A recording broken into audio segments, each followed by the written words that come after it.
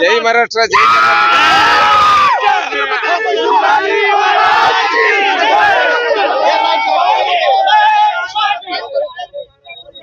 ಮಹಾರಾಷ್ಟ್ರದಲ್ಲಿ ನಮ್ಮ ಇಳಕಲ್ ಬಸ್ ಕೂಡ ಒಂದು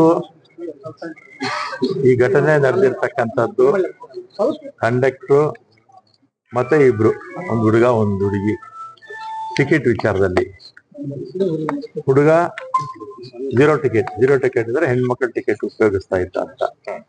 ಆ ಸಂದರ್ಭದಲ್ಲಿ ಕಂಡಕ್ಟರ್ಗೆ ಮರಾಠಿ ಗೊತ್ತಿಲ್ಲ, ಅವ್ರಿಗೆ ಕನ್ನಡ ಗೊತ್ತಿಲ್ಲ.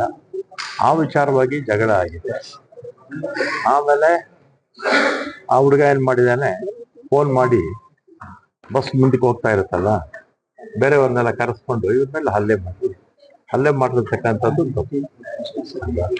ಅದು ಪೊಲೀಸ್ ಕೇಸ್ ತಗೊಂಡಿದ್ದಾರೆ, ಆಕ್ಟ್ ಮಾಡಿದ್ದಾರೆ. ಇನ್ನೂ 1 ಜನಕ್ಕೆ ಅರೆಸ್ಟ್ ಮಾಡಿಲ್ಲ, ಒಂದು 5 ಜನಕ್ಕೆ ಕಳಿಸಿದ್ದಾರೆ ಅಷ್ಟೇ. ಇದ್ರ ಮಧ್ಯದಲ್ಲಿ ಅವ್ರ ಬಸ್ಸಿಗೆ ನಾವು ಮಸಿ ಬೆಳೆಯೋದು, ನಮ್ಮ ಬಸ್ಸಿಗೆ ಅವ್ರ ಮಸಿ ಬೆಳೆಯೋದು, ಇದ್ರಲ್ಲಿ ಅರ್ಥ ಇಲ್ಲ. ನಷ್ಟ ಯಾರಿಗೆ? 2 ಸಂಸ್ಥೆಗಳಿಗೆ. ಮತ್ತೆ ಜನ ಮಹಾರಾಷ್ಟ್ರದವರು ಇಲ್ಲಿ ಬರ್ಬೇಕು, ನಮ್ಮವ್ರು ಅಲ್ಲಿ ಹೋಗ್ಬೇಕು. ಮಹಾರಾಷ್ಟ್ರ ಸರ್ಕಾರ ಇರ್ಬೋದು ಅಥವಾ ಶಿವಸೇನೆ ಇರ್ಬೋದು, ಇದನ್ನ ಬಿಟ್ಬಿಡ್ಬೇಕಾಗಿತ್ತು. ತಪ್ಪು ಮಾಡಿದವ್ರೆ ಸಪೋರ್ಟ್ ಮಾಡ್ಕೊಂಡು ಕೂತ್ಕೊಂಡ್ರೆ ತಪ್ಪಾಗುತ್ತೆ.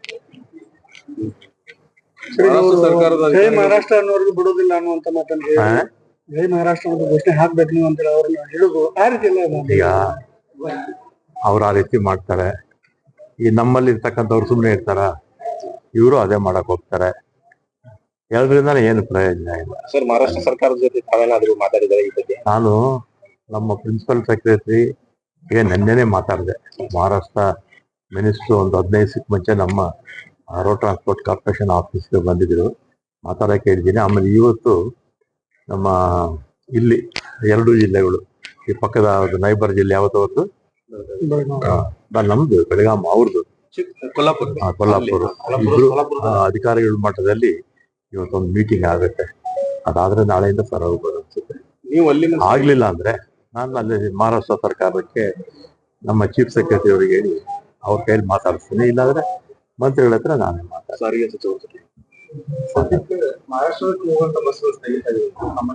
ಸ್ಥಗಿತ. ಅವ್ರ ಬಸ್ಸು ನಮ್ ಕಡೆ ಬರ್ತಿಲ್ಲ, ನಮ್ ಬಸ್ ಅವ್ರ ಕಡೆ ಹೋಗಿ. ರಾಜ್ಯದಲ್ಲಿ ನಮ್ಮ ಬಸ್ಗಳು ಎಷ್ಟು ಹೋಗ್ತಿದ್ವಿ ಸರ್?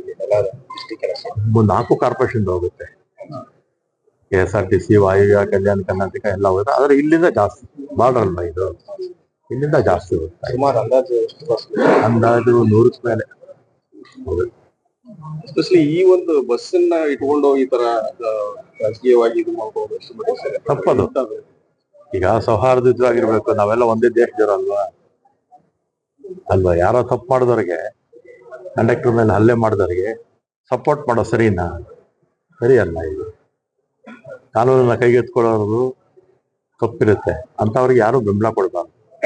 ಅಕಸ್ಮಾತ್ ನಮ್ಮವರೇ ಯಾರು ತಪ್ಪು ಮಾಡಿದ್ರು ಕೂಡ, ಯಾರನ್ನ ಅಧಿಕಾರಿ ಮೇಲೆ ನಮ್ಮವರೇ ತಪ್ಪು ಮಾಡಿದ್ರು ಕೂಡ, ಅಧಿಕಾರಿ ಮೇಲೆ ಹಲ್ಲೆ ಮಾಡಿದ್ರೆ ನಾವು ತಪ್ಪು ಸರಿ ಅಂತ ಹೇಳಕ್ಕಾಗತ್ತಾ?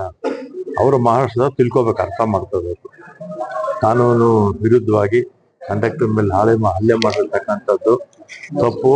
ನಾವು ಅವ್ರಿಗೆ ಬೆಂಬಲ ಕೊಡಬಾರ್ದು ಅಂತೇಳಿ ಅಲ್ಲಿ ಶಿವಸೇನೆಯವರು ಮತ್ತೆ ಯಾರು ಸಂಘಟನೆಗಳು ಇರ್ತಾರಲ್ಲ, ಅವ್ರು ಮಾಡ್ತಾ ಇರ್ತಕ್ಕಂಥದ್ದು. ಈಗ ನನಗೆ ಹೆಚ್ಚು ಮಾಹಿತಿ ಇಲ್ಲ. ಒಬ್ಬರಿಗೆ ಒಂದೇ ಹುದ್ದೆ ಇರಬೇಕು ಅಂತ ಚರ್ಚೆ ಬಹಳ. ಈಗ ಮಲ್ಲಿಕಾರ್ಜುನ ಖರ್ಗೆ ಅವರು ಯಾರು ಏನು ಮಾತಾಡಕ್ ಹೋಗ್ಬೇಡಿ, ನಮ್ಗೆ ಯಾವ ಸಮಯದಲ್ಲಿ ಏನ್ ಮಾತಾಡ್ಬೇಕು, ಏನ್ ಮಾಡ್ಬೇಕು ಅಂತ ಗೊತ್ತಿದೆ ಅಂತ ಹೇಳಿದ್ದಾರೆ.